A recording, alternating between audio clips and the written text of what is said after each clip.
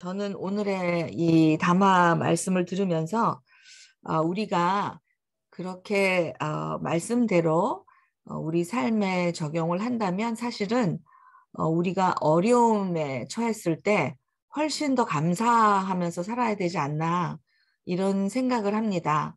우리가 어, 물론 하나님께서 우리를 지키시고 보호하셔서 우리의 삶에 좋은 일들이 많이 일어나는 것을 무척 감사히 생각하겠지만 우리가 어려운 일이 일어난다고 해도 거기에 대해서 절망하거나 우리가 이게 무슨 우리 어렸을 때 교회 다닐 때는 이 삶에 나쁜 일이 일어나면 무조건 벌 받는다 이런 강박적인 교육을 많이 받은 것 같습니다. 그러니까 서로 볼 때도 누구에겐가 좋지 않은 일이 생길 때는 그냥 쉽게 금방 저 사람이 뭐 하나님 보시기에 뭘 잘못했나 보다. 예, 그런 잣대로 손쉽게 다른 사람들의 삶을 이렇게 좀 판단하면서 살지 않았나 하는 반성을 좀 하게 됩니다. 그리고 플러스 저 자신에게 어려움이 닥쳐와도 내가 뭐 죄를 많이 져서 이렇게 하나님께서 나를 벌 주신다. 그런 생각으로 더 빨리 달려갔던 것 같습니다. 이 사고가. 그런데 이제 오늘 말씀을 들으면서 하나님께서는 우리에게 간섭하실 때에 우리가 상황이 어려운데, 아주 어려운데, 그럼에도 불구하고 우리가 하나님께서 이게 우리 삶을 통해서 바라시는 것이 아닌가, 이렇게 열심히 해나가는 그 자세가 가장 그 하나님의 자녀로서 보기에 합당한 그런 마음가짐이 아닌가, 이렇게 조금 생각이 듭니다. 어, 박정희 형제님께서 말씀해 주시겠습니다. 예, 감사합니다. 오늘 부활에 관한 메시지인데 무엇보다도 역전과 반전의 그 의미 차이를 배울 수 있어서 고맙습니다. 그냥 모르고 여태까지 쓴 것 같아요. 근데 그러니까 부활은 반전에 가까운 거죠. 저 그렇게 생각하는데 그 역전은 내가 하려던 목표를 어떻게든 뭐 실패의 고난 끝에 다시 그 목표를 성취한 거고, 반전의 경우는 사실은 그 지성수 형제님 말씀보다도 우리가 조금 더 나가 볼 수도 있을 것 같아요. 그러니까 일종의 게임 체인저라고 할까요? 권투 선수가 열심히 권투하다가 뭐 뜻밖의 일로 이기게 되는 게 아니라 전혀 다른 뭐 권투에서 남을 때려 눕히는 목적이 사라지는 상태가 돼버리는 게 반전이 될 수도 있지 않을까 그런 생각을 합니다. 제가 그런 생각 드는 이유는 부활하면 늘 좀 제일 마음에 와닿는 그 성경 말씀이 그 누가복음에 나오는 엠마오로 가는 그 두 제자의 얘기거든요. 그러니까 부활한 주님을 알아보지 못하다가 이제 눈이 띄어서 알아보고서는 알아봤는데 또 저 예수님이 아주 그냥 탁 사라져버리고 안 계시죠. 근데 그 사람들이 거기서 예수의 부활을 통해서 어떤 성취를 이룬 건 아닌데 완전히 생각하는 방식이 바뀌잖아요. 생각하는 방식이 바뀌어서 지금 두려워서 그 예루살렘 떠나가지고 도망가던 사람들이 반대로 길을 바꿔서 돌아갈 수 있는 용기가 생기잖아요. 그래서 그런 게임 체인징 그 상황이 반전이 아닐까 생각하고, 그 사람들이 어떻게 됐을지는 모르지만 확실한 건 이미 부활한 것 같아요. 그 두 제자는. 그래서 그 반전의 말씀을 드리면서 그런 소감도 나누고 싶었습니다. 고맙습니다. 감사합니다. 감사합니다. 지금 김웅재 형제님께서 말씀해 주시겠습니다. 예, 오늘 담화 잘 들었습니다. 어쩔 수 없이 우리 지성수 형제님께서 담화 중에 저를 소환하셨기 때문에 이렇게 또 말씀을 드려야 될 것 같습니다. 자칫 잘못하면 그 오해가 좀 생길 수 있습니다. 왜냐하면 로또 얘기가 이렇게 자꾸 이렇게 나오면 이렇게 그 전후 사정을 모르시는 분들은 저 새끼 저거 신분하면서 성직 잘한 놈이 뭔 로또나 사고 말이야. 저 새끼 뭐 웃긴 놈이네. 이렇게 생각할 수도 있을 것 같고 해서 제가 로또를 사야 되겠다라고 마음먹은 것은 저의 그 어려운 형편, 어려운 사정, 여기서 도저히 역전도 일어나지 않고 반전도 일어나지 않았기 때문입니다. 그래서 전들 뭐 기도 안 해봤겠습니까? 그런데 제가 그 로또 그 판매소 앞에서 한 40여 분을 그 서성이고 들어가려다가 다시 뭐 못 들어가고 나오고 그러다가 그 앞에 판매소 앞에 벤치가 하나 있어서 그 벤치에 앉아서 이렇게 좀 이 기도를 했습니다. 기도를. 근데 어떤 기도를 했냐면 저 솔직히 대단히 부끄럽습니다. 그 욕을 했습니다. 욕을. 하나님한테 욕을 했거든요. 그때 솔직히 뭐라고 욕을 했냐면 씨발 이거 진짜 너무하지 않아요? 내가 당신한테 지금까지 나 이렇게 살기 힘드니까 돈 3,000불만 어디서 뚝 떨어지게 해주세요 라고 기도한 적 단 한 번도 없잖아요. 어떻게든 내 삶은 내가 알아서 어렵더라도 꾸려가려고 이렇게 해왔는데 너무 막바지에 나를 보니까 내가 어떻게 하겠어요. 해도 너무하지 않습니까? 사람이 내가 지금까지 가오로 살아가고 있는데 가오는 어느 정도 좀 살려줘야 될 거 아니냐고. 그래 마지막으로 이거 하나 사보겠다고 하는데 왜 내 양심을 속여서 이렇게 나를 찌르냐고 하면서 진짜 막 씨발씨발 했거든요. 입장 좀 바꿔놓고 생각 좀 해보라고 막 그렇게 기도를 하는데 눈물이 나도 모르게 막 나는 거예요. 미친놈같이. 그래서 거기서 앉아서 막 이렇게 울다가 하다가 나중에는 에이씨 나도 가오가 있어서 여기서 꿀리면 안 되지 하고 드디어 로또를 샀어요. 몇 번 샀습니다. 솔직히. 그래서 근데 기적이 일어나게 해주십시오라고 단 한 번도 기도를 해본 적은 없었습니다. 왜냐하면 그냥 솔직히 그 로또 가게에 들어가서 로또를 하나 사는 것 그 자체가 저에게는 어마어마하게 큰 의미였고요. 제가 살아오던 것에 뭐가 막 한편으로는 무너지기도 했고 한편으로는 새롭게 되기도 했고 뭐 저는요 솔직히 뭐 거듭남 본어게인 막 하는 사람들 와닿지가 않습니다. 그리고 저도 설교를 그렇게 한다는 것은 너무 위선이고 하기 때문에 그렇고요. 부끄러운 얘기지만 저는 그 기적이라는 것 자체를 저는 믿지도 않습니다. 그거 정말 믿지 않고요. 기적이라는 건 저는 없다고 생각합니다. 이렇게 말하면 또 안 되겠네요. 또 저 새끼 성직자는 놈 새끼가 뭐 저렇게 말한다고 할 것 같아서 뭐 기적이야 많죠.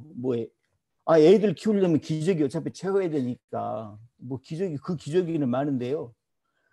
기적은 저는 믿지 않습니다. 그런데 어찌 보면 기적이라는 걸 어떤 걸로 해석을 하느냐에 따라서 다를 텐데 어찌 보면 솔직히 저는 매일매일 기적 속에서 살아가고 있는 것 같습니다. 순간순간 그거 찾아보면 기적 아닌 것이 어디가 있겠습니까? 또 뒤집어 보면 기적이라고 할 수 있는 것이 딱히 어디가 있겠습니까? 부활도 마찬가지인 것 같고요. 그것이 우리 삶에 들어와서 21세기 이 현재를 살아가는 내 삶에서 어떤 영향을 미치고 내가 예수의 부활을 내가 받아들이고 묵상하고 함으로써 내가 어떻게 변화된 삶을 살고 어떤 모습으로 살아가느냐가 그게 진짜 기적 아니겠습니까? 최정수 형제님한테 따지는 건 아니었습니다. 죄송합니다.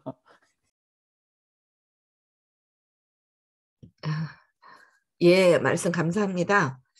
사실 우리가 우리 삶을 돌아볼 때 아마 우리 중에 한 분도 그렇게 하나님께 원망을 안 해보신 분은 안 계실 것 같아요. 네, 저도 한 45살쯤 됐을 때 차라리 내일 아침에 제 눈을 뜨게 하지 마십시오. 저도 하나님께 상당히 맞짱을 뜬 적이 있습니다. 그래서 진짜 이해가 됩니다. 저를 차라리 데려가시오. 이 세상에 고생 더 시키시려면. 예, 저도 그렇게, 예, 우리가 아마 다 누구든지 삶에 하나님 앞에 한 번씩은 그렇게 맞짱을 뜬 경험들이 있으실 거다. 이렇게 생각이 듭니다. 예, 우리의 삶이 매일매일이 기적이고 우리가 이렇게 기적적인 삶을 살아가고 있는 자체가 어떤 부활의 약속을 우리가 받고 사는 것이 아닌가 이런 감격스러운 생각이 듭니다. 네, 이제 정영민 형제님. 예. 잠깐만. 네, 말씀하세요. 네, 손을 내리고 말하겠습니다. 뭐 저는 또 전통적인 얘기를 안 할 수는 없을 것 같아요. 오늘 이렇게 옷을 입은 거에 대해서 재수 없어 하지 마시기 바랍니다. 왜냐면 오늘 민주평통 뉴욕 지회에서 방금 전까지 저희들을 붙들어 놔서 우리 웅재 사제님처럼 돈은 없지만 가운은 있다. 그래서 제가 항상 키가 작기 때문에 항상 이렇게 튀려고 이런 거 하나 메고 다닙니다. 전통적인 우리가 십자가 사실은 예수 복음의 핵심은 하나님의 나라였다 이렇게 신학자들이 얘기합니다만 바울의 복음의 핵심은 십자가 부활이었다 이렇게 얘기를 합니다. 그래서 기독교 신학의 정수를 놓은 로마서나 바울은 사실은 그가 위대한 선교사요 또 신학자였지만 우리의 눈을 너무 한 곳으로 집중시켰다 그런 생각도 저도 많이 합니다. 그러나 사실 오늘 이 부활 우리가 뭐 매일의 부활 그다음에 봄 여름 가을 겨울의 소생의 부활 뭐 굉장히 많은 부활들을 들어왔습니다만 사실은 십자가 없는 부활은 없다 이런 뭐 여러분들 고등학교 때부터 너무 많이 듣지 않았습니까? 그거는 뭐 미국 사람들이 no pain, no gain 뭐 이렇게 말하기도 하는데요. 저는 북미 대륙의 흑인들이 또는 민중신학이 십자가 사건 사실은 십자가 사건은 불의의 정면으로 도전하는 삶 자체가 없다면 어떻게 지금 반전으로서의 부활 그걸 우리가 어떻게 기대하겠습니까? 사실은 철저하게 실패한 메시아 그것은 벌거벗겨져서 로마의 공권력에 의해서 처형당한 메시아입니다. 유대인들은 도무지 받아들일 수 없는 철저히 실패한 메시아. 그러나 사실 그것을 뛰어넘고 우리가 부활의 의미를 찾는다는 것은 너무나 아전인수 또는 우리 지성정전이 말씀하셨던 유치한 부활신앙이라고밖에 할 수 없습니다. 오늘 우리는 정말 철저하게 처형될 만큼 우리의 삶 가운데 불의 앞에 자신의 목숨을 초계와 같이 던지며 저항했는가? 그것이 공권력이든 불이든 내 안에 있는 불이든 내가 싸워야 할 무엇이든지 간에 타협할 수 없는 악 앞에 나는 무릎 꿇지 않고 나의 가장 소중한 것도 소중한 것으로 여기지 않고 정면으로 싸웠는가? 그게 없다면 오늘 우리에게 주어진 부활은 정말 어떤 의미가 있겠습니까? 그것이 내가 정말 지선 형제님께서 말씀하셨듯이 남들 다 죽을 때 나는 죽었다가 갑자기 특별하게 한 번 더 생명을 연장받았다?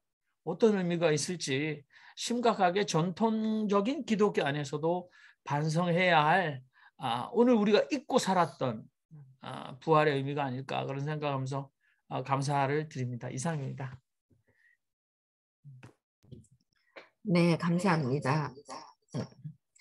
또 다른 분 말씀하실 분 계신가요?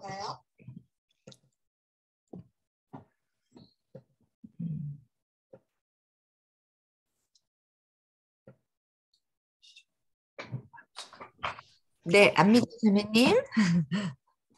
예, 제가 여기 이제 좀 우리 제가 이제 그 제도권 교회 다닐 때 저는 이제 그 모든 걸 뭐 하나님의 뜻이다, 모든 게 하나님께서 주신 은혜다, 감사다, 그래서 거의 뭐 그렇게 아마 생각을 하고 살았던 것 같아요. 그런데 그게 어느 날 조금 이게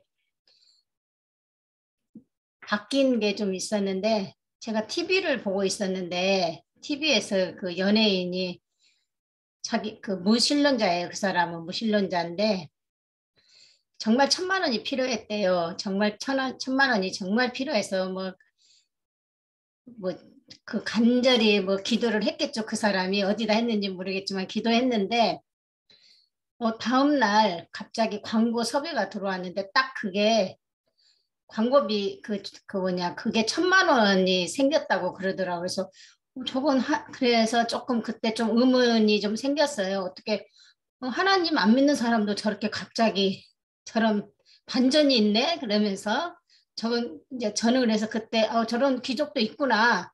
어떻게 하나님 안 믿는 사람도 저런 게 생기지? 그랬는데 한 번은 제 이제 동료가 불교를 굉장히 그 사람 불교에 좀 뭐 굉장히 절에를 좀 열심히 다니는 사람이에요. 근데 항상 그 사람은요.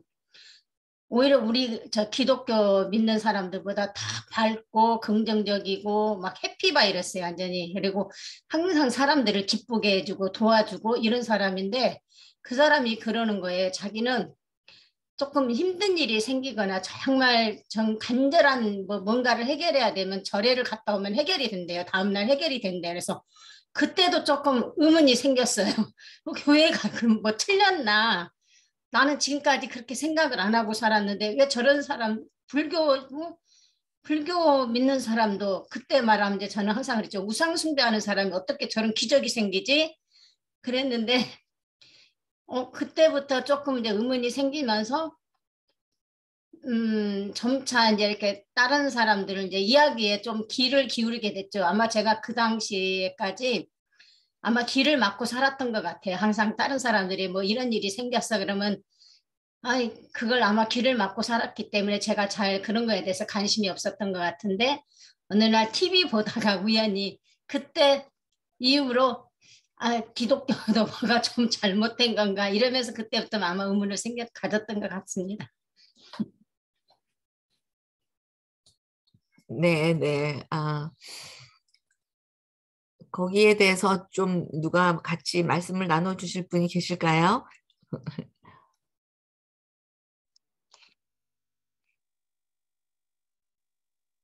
뭐 얘기하실 분이 없으니까 네, 저는 김수일 형님. 네. 예, 누가 얘기했어요? 김수일 형님 손 드셨어요. 예. 김수일 선생님 말씀하세요. 네. 제가 이제 설교를 조금 늦게 들어 중간 부분부터 들었는데 하여튼 부활에 관한 말씀 같았는데 저는 그 예수 믿는 사람들 예수의 교회에 이제 맨 처음에 가면 맨 처음에 회개시키고 그 다음에 뭐 중생어라 뭐 그 다음에 이제 뭐 구원이 이루어지고 뭐 구원이 이루어지면 죽어서 이제 부활한다 뭐 회개 중생 구원 부활 그 네 가지를 따로따로 구분하는데 저는 그 네 가지가 회개가 뭐 구원이고 중생이고 부활이고 네 가지가 다 똑같은 한 가지라 이렇게 생각을 하거든요. 한 30년 전쯤에 저하고 아주 가까웠던 사람이 천막집을 했어요. 전주 인근에서. 천막집을 했는데 천막집이 아주 잘 돼가지고 돈을 많이 벌었는데 어느 날은 특별히 장사가 더 잘 되는 날이 있었대요. 근데 가만히 따져보면은 그날 자기 집에 거지가 오면은 그 천막집을 하니까 거지가 오면은 뭐 보통 뭐 1,000원짜리 이렇게 할 텐데 자기는 그렇게 하지 않고 그 사람을 데리고 가서 밥을 사서 식당에 가서 밥을 같이 먹고 몸이 더러우면 데리고 목욕탕에 가서 같이 목욕도 하고 옷도 하나 사서 입히고 그런 식으로 보냈대요. 자기네 집에 거지가 오면.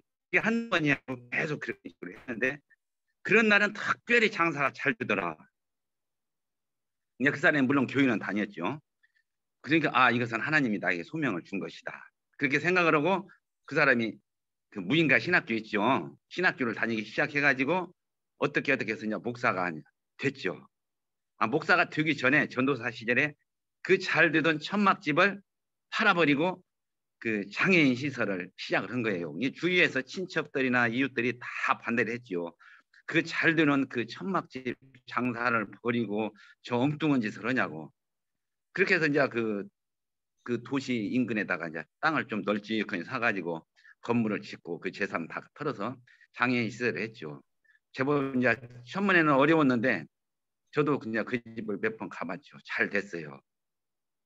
잘 되다 보니까 이 사람이 사단 법인을 내더라고요. 법인을 내가지고 뭐 그 지역에서 뭐 사단 법인 뭐 회장도 되고 뭣도 되고 새롭게 하소서도 나오고 또 여기 전주 기독교 방송국에도 나와서 간증을 하고 하나님의 은혜라고 하나님의 은혜라고 아주 뭐 이게 반전이었다고 해야 하나요? 이걸 아주 잘 됐죠.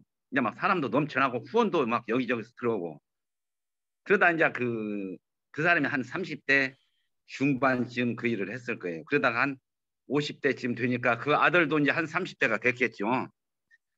자기 부인은 뭐 이사장이 되고 자기는 원장이 되고 자기 아들은 뭐 총무가 되고 집안 족벌들이 그거 다 해서 다 먹고 살았는데 끝까지 좋았어야 하는데 그때 가가지고 이제 문제가 생긴 거예요. 돈 빼돌리고 거기 있는 지적 장애 여성들을 뭐 도가니 사건이라고 합니까? 뭐 그런 것도 아버지도 하고 아들도 하고 야 그 아버지 이제 목사가 됐죠. 그러니까 결국은 그 목사 부인 아들 가족 3명이 다 감옥에 가게 된 것이죠. 감옥에 가고 그 시설은 폐쇄가 되고 이것이 반전인지 폐전인지 하여튼 그런 사건이 있었거든요.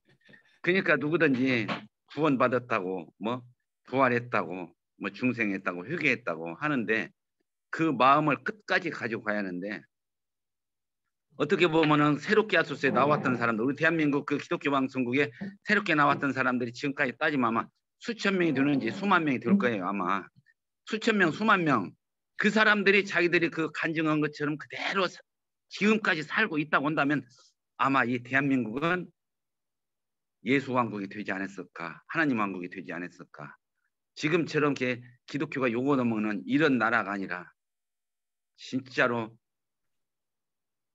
하나님의 나라 하나님의 왕국이 이 땅에 벌써 이루어졌을 것인데 그 사람들이 자기가 이렇게 뭐 없으면 하나님의 은혜로든지 뭐 우연이든지 어쩐 식으로든지 하여튼 자기가 잘 돼가지고 좋은 일이 생겨가지고 반전이 생겼으면 그 마음을 끝까지 가지고 갔어야 하는데 중간에 이제 화가닥 변해가지고 자기 영광을 위해서 영광이라는 이름이 나왔으니까 말하는데 지난번에 제가 잠깐 들었는데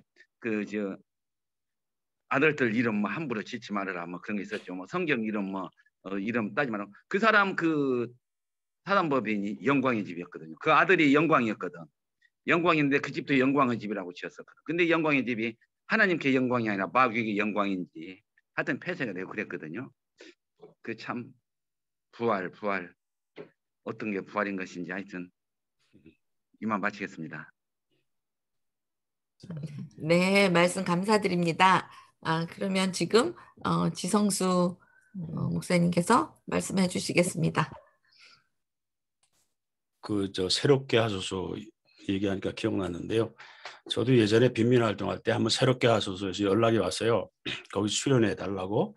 그래서 저는 사양했습니다. 왜냐하면 이건 내 개인이 하는 일이 아니고 이건 내 이런 운동이기 때문에 이건 거기에 맞지 않는다. 뭐 그랬던 기억이 납니다. 근데 그 안미자 자매님이 지금 얘기하신 이제 결국은 이제 그분 나름대로 기도했지 않겠어요? 근데 그 기도에 대해서 제가 떠오르는 아주 기도하면 정말 영원히 잊지 못할 해프닝이 한 번이 있어서 그것 좀 소개해 드리려고 하는데 제가 군대에서 좀 사고를 쳐서 감방에 갔어요.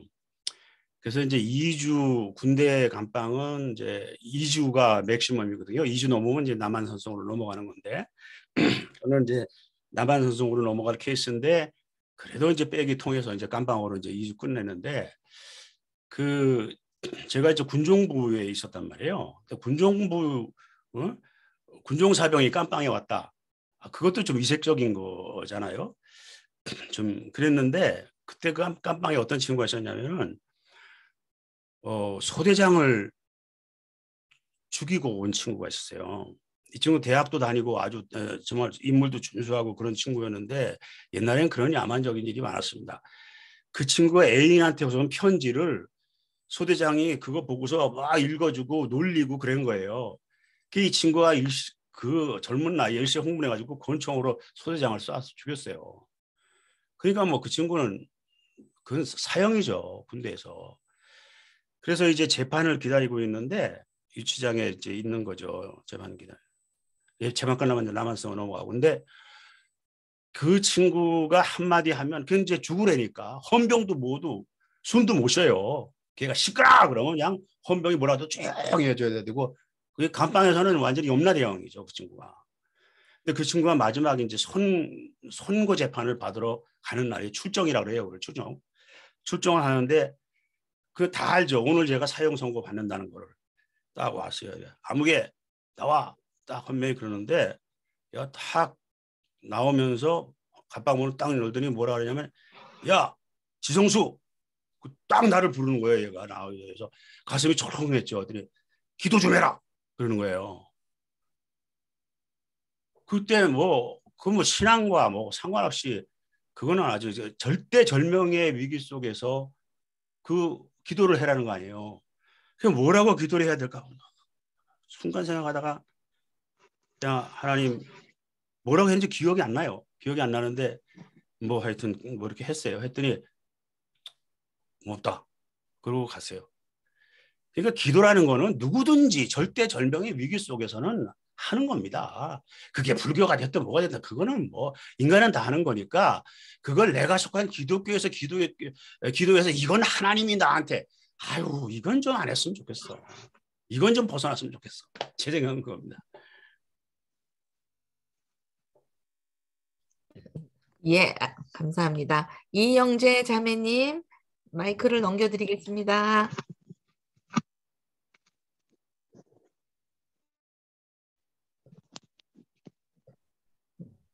이영재 자매님.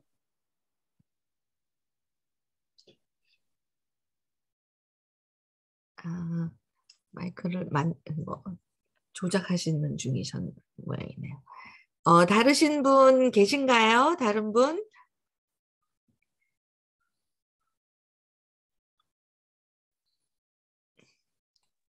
우리 양보영 자매님이 왜 말씀이 없으셔? 이쯤에서 한번 등장을 하셔야. 네, 양보영 자매님 초대합니다. 네, 감사합니다.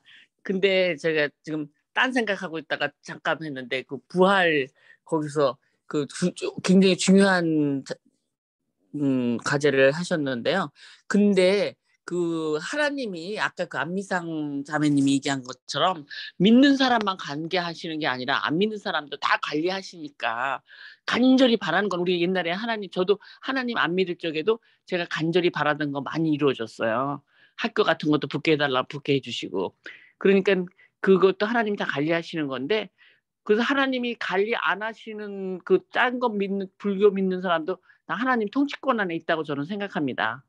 그러니까 그 사람도 전부 다 착하게 살아야지 진짜 그 사람들도 나중에 구원받을 수 있을 거니까 하나님을 믿든 안 믿든 하여튼 기본 생활은 착하게 되고 하나님이 모든 걸 관리한다고 저는 생각해요. 아까 지성수 선생님께서 하나님이 모든 걸 다 관리 안 하신다고 좀 그러셨던 것 같은데 저는 모든 걸 다 관리한다고 생각을 해요. 그런데 이번에 정말 윤석열 대통령의 것도 관리 좀 하신 거야. 근데 그것도 관리하셨는데 그걸 왜 그러냐면은 그 한국 국민들이 너무 못된 사람들이 많은 것 같아서 좀 관리를 한 것 같아요. 좀 당해봐라.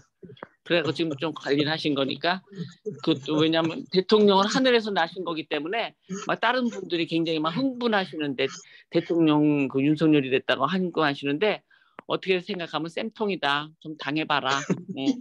그렇게 생각이 됩니다. 왜냐하면 오늘 또 윤석열에 대해서 들었는데 사람이 아니라고 그러더라고요. 같이 서울대학교 다닌 분이. 식당 가서 밥을 먹어도 어떻게 그 식당 종업원한테 인간 이하의 대접을 안 하고 그렇게 악질로 그런지 그런 사람을 이 세상에서 만나본 적이 없대요. 그런 사람이 대한민국 대통령이라는 사람이 된 거는 이건 보통 일이 아니에요. 대한민국 국민들이 각성하고 정말 그 대한민국의 그 정말 그 인간성이 좀 안 된 사람들이 많으니까 대통령한테 배우라. 그렇게 인간성이 나쁘면 어떻게 되는가. 그런 걸 갖다 좀 가르치시는 것 같기도 하고 하나님의 뜻이 이게 분명히 있어서 그런 것 같아요. 그래서 하여튼 저 여기까지 얘기하고 좀 부활의 건 너무 어려워서 제가 나중에 깊이 생각해보고 부활의 의미를 다시 얘기하겠습니다. 근데 모든 거는 하나님이 관리한다는 거는 저는 그렇게 말씀드리겠습니다. 모든 거 하나님이 관리하십니다. 네, 네, 감사합니다. 우리 임원 형제님, 손님이 계시는 거.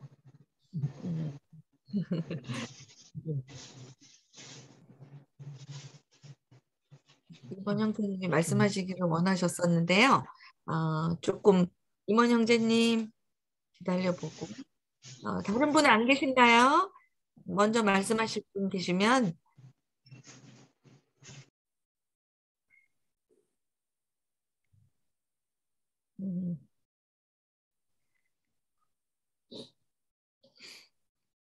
네, 3초 이상 얘기 안 하면 방송 사고입니다.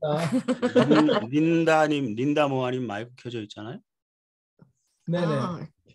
네, 린다님 모시겠습니다. 사무엘님도 모시고. 네. 안녕하세요. 마이크 켜져 있는지 몰랐어요. 이제 인사드릴게요. 네. 그리고 말씀 한마디 해주시면 감사하겠습니다. 네.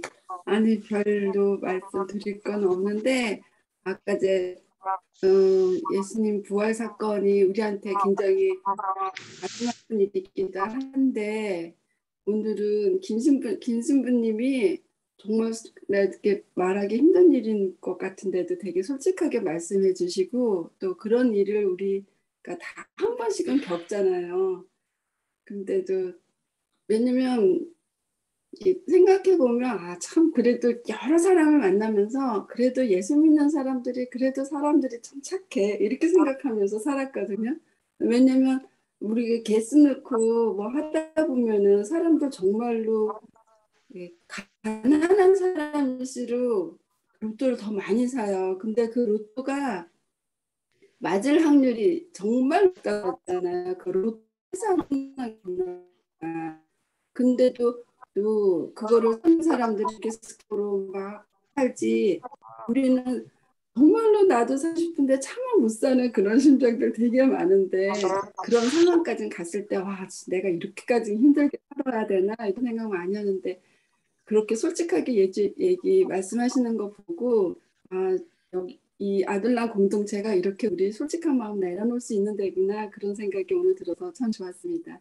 감사합니다. 네, 말씀 감사합니다. 지금 이 시간에 임원 형제님 말씀하실 수 있나요? 예, 말씀드리려고 했는데 네. 손님이 와가지고요 문을 잠갔습니다. 그래서 손님이 이게 좀 미안한 얘기지만 문 두드리면은 열린다고 했는데 문 두드려도 안 열리게 할 것입니다. 제 마음입니다. 오늘 말씀을 들으면서 제가 생각한 거는 뭐였냐면 죽음에 대한 온전한 치유가 죽음이 트라우마로 기억되는 경우가 많잖아요. 죽음에 대한 온전한 치유가 부활이구나라는 생각이 불현듯 찾아왔습니다. 사람들은 죽음을 금기시하고 마치 없었던 것처럼 그렇게 분위기를 조성하고 우리는 그런 아픔이 없었다라는 그런 심리적 기만을 선택함으로 인해서 마음의 평화를 누리고자 합니다. 근데 그렇다고 해서 그 사건이 없어지는 건 아니잖아요. 근데 그런 의미에서 제가 봤을 때 4.3 사건이 떠올랐습니다. 4.3이 제주도에서 엄청난 아픔이었고 트라우마였고 눈물이었고 상처였고 그런 감정들이 지배적이었기 때문에 감히 누구도 제주도 가서 4.3을 말할 수 없었는데 이제 민주정부가 들어서고 한 20여 년 전부터 4.3을 본격적으로 이야기하면서 4.3의 진상이 밝혀지고 또 피해자들이 보상을 받고 치유한다.